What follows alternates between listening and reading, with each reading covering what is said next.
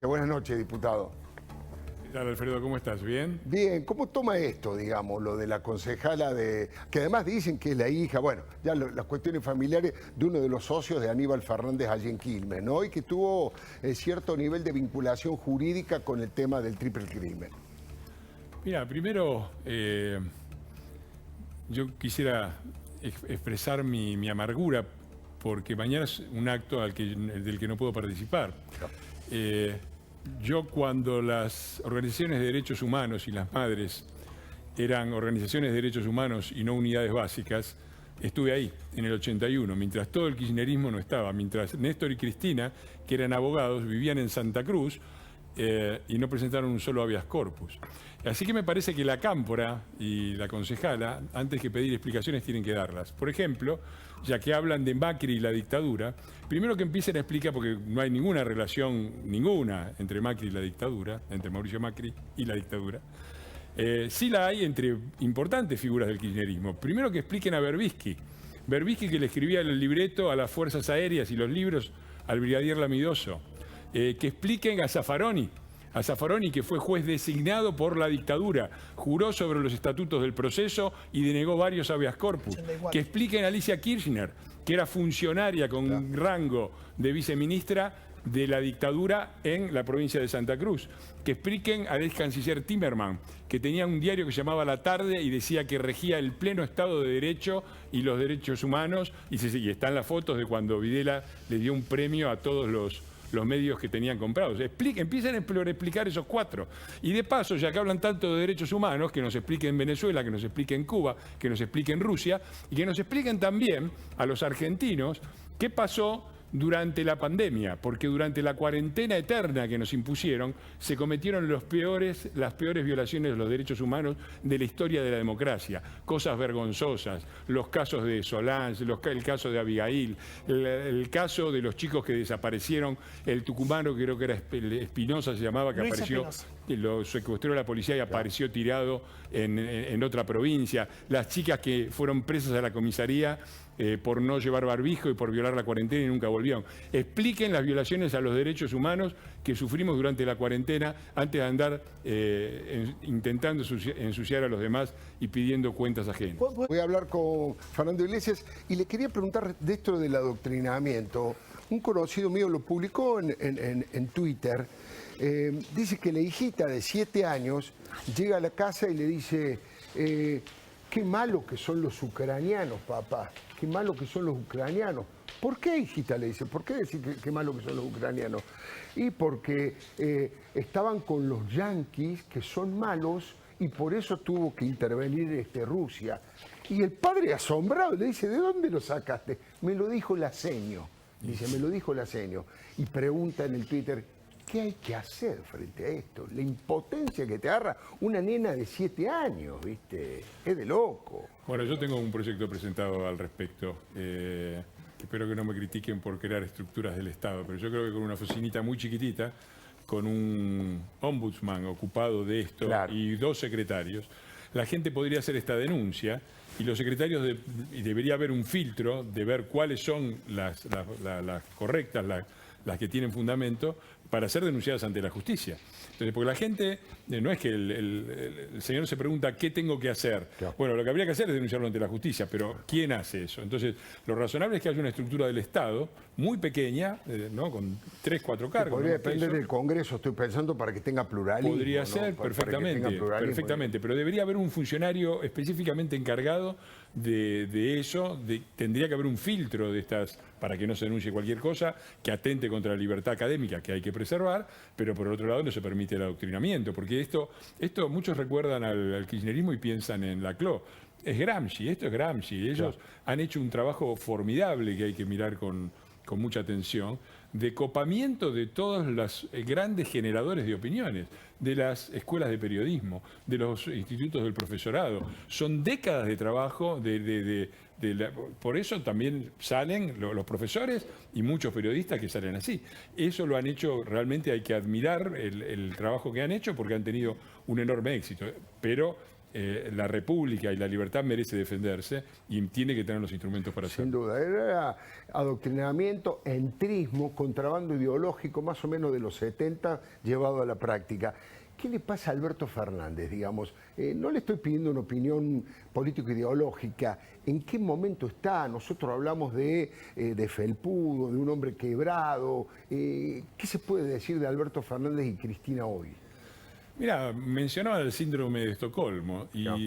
yo digo siempre que la política argentina no se puede leer con un manual de política que habla de derecha, izquierda, socialdemocracia y libertad. Se lee con un libro de psiquiatría, con el capítulo del psicópata y por lo tanto con el síndrome de Estocolmo. La política argentina está copado por un psicópata que para mí es el peronismo en términos generales y por una psicópata que es Cristina Fernández de Kirchner. Y las actitudes políticas se definen sobre todo por la capacidad que uno, por la posición con que uno enfrenta eso. Hay quienes dicen, bueno, yo me asocio con este porque me va a ir fenómeno. Claro. Otros dicen, bueno, yo mejor me cuido, con este no me meto. Otros dan la pelea. Bueno, Alberto Fernández fue desde siempre un aliado del poder, un aliado de lo que fuera. Pasó de Menem a Cavallo, de Cavallo a Néstor, pasó a Cristina, pasó de decir que Cristina era responsable del pacto con Irán y que el silencio tenía que atronar por el crimen de Nisman, a ser el títere de la vicepresidenta. Bueno, esos individuos no terminan bien, ¿no? Me parece que está atravesado por esto. Lo asombroso no es esto, lo asombroso es que hayan tenido el 48%, Alfredo. Claro. ¿Cómo esta gente, cómo podemos pensar que votar delincuentes, psicópatas, individuos sin ninguna catadura moral como Alberto Fernández nos iba a salir gratis? Claro. ¿Cuál es la sorpresa si nos quedamos sin vacunas, si armaron el vacunatorio VIP, si están mostrándole el festival de incompetencia que están mostrando? Sorpresa ninguna. Y le pido una opinión de este tema, específicamente a Fernando Iglesias. Mira, mencionaste dos cosas, Alfredo. Mencionaste los viejos errores y mencionaste los responsables de las crisis. Déjame hablar de esas dos cosas. Los viejos errores empiezan hace muchísimo tiempo, cuando cierto general, desde un balcón, enfervorizó a la multitud que le pedía leña y dijo que había vuelto el tiempo de andar con alambre de fardo en los bolsillos y que que el gobierno estaba dispuesto a hacer respetar los precios aunque tenga que colgarlos a todos. General Perón, año 1952-53, me falla la memoria. Segunda cosa, los responsables de la crisis. Justamente estoy con los datos frescos porque estoy terminando un libro sobre la economía peronista. ¿Quiénes son responsables de la crisis? En el año 2021, la Argentina estaba lista para el estallido y se salvó porque entraron gratis, inesperadamente, 15.515 millones de dólares. ¿De qué estoy hablando? Cuando vos haces la cuenta del cambio que hubo en los precios de lo que la Argentina importa y exporta, entraron al país solamente por diferencial de precios más de 10.000 millones de dólares. Eso viene de dos enemigos jurados del kirchnerismo: la globalización, por un lado, los precios internacionales y el campo. Y entraron también 4.334 millones de dólares más de otro enemigo odiado, antipatriótico del kirchnerismo, el Fondo Monetario Internacional, que mandó derechos especiales de giro por esos 15.000 millones de dólares fue que el país no estalló en el 2021. Por supuesto, todo lo contrario de lo que dice el relato, de lo que dice la leyenda. Y cierro con esto. Este no es un gobierno, lamentablemente no es un gobierno de toda la Argentina, es un gobierno de la patria subsidiada.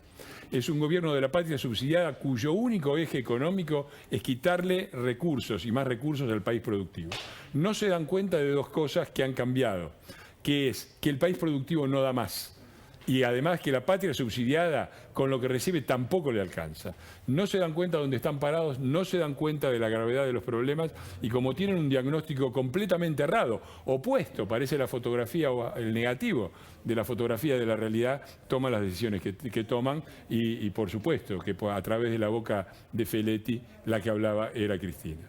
Recién acá con el diputado Fernando Iglesias, yo le hacía una pregunta muy similar, Luis, y ¿por qué no me contesta que hay que seguir la historia de la política argentina desde la psiquiatría, no desde la política? Pero escúchame, acabamos de recién.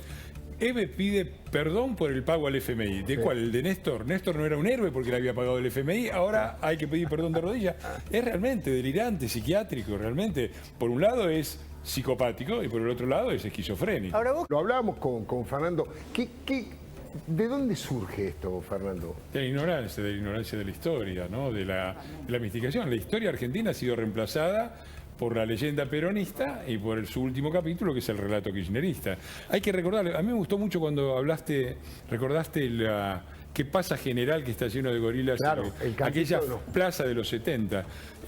Esa plaza terminó, ya que vamos a recuperar la historia, con el general echándolos de la plaza a los montoneros. El Mandándolos a matar a través de la el AAA. problema va a ser mañana quién echa a quién de la plaza. Bueno, eso ¿no? es- bueno, la Ese un locura problema. es- Y déjame decir esto, a mí yo estoy viendo, no es casual estos recuerdos, porque yo creo que este es el peor gobierno democrático de la historia argentina, con una excepción, que fue el gobierno peronista de los 70, y se parece mucho. Claro. Se parece económicamente. Ya Isabel. tenemos el control de precios. Isabel, del plan está hablando Helmer, Isabel, ¿no? Y se nos viene encima un rodrigazo, ¿no? Primera cosa, ¿no?